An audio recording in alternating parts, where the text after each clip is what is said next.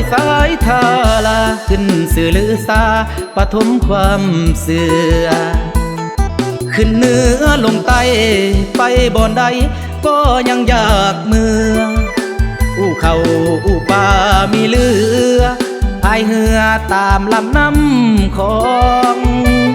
สองพังพี่น้องห่วมปองดองดอนโดนโกกให้ดังสายนาทีกอดไว้ปูปลาน้อยใหญ่ล่องลอยละล่องแคมพังนาทีปลูกพืชสาลีสวนกล้วยใบตองปัสสามีสุขทั้งพองห่วมบุญสลองบ้านเฮาดอนโดนบ่ดนจะหวนกับเต่า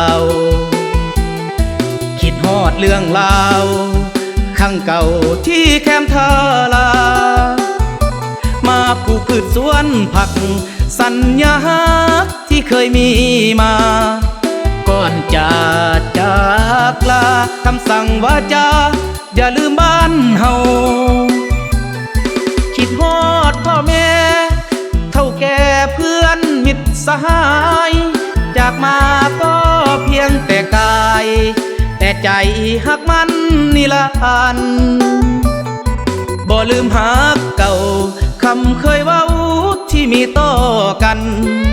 เดือนปีผ่านไปหลายวันแต่ใจเฮานั้นหักมันนิรันดร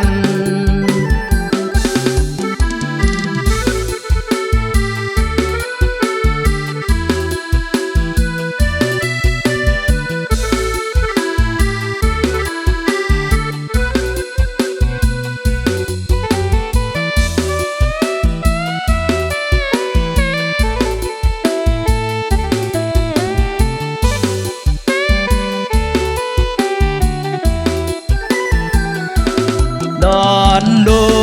นบ่ดนจะหวนกับเต่าคิดฮอดเรื่องราวข้างเก่าที่แคมทาลามาปลูกพืชสวนผักสัญญาที่เคยมีมาก่อนจะจากลาคำสั่งวาจาอย่าลืมบ้านเฮาคิดฮอดพ่อแม่เท่าแก่เพื่อนมิตรสหาย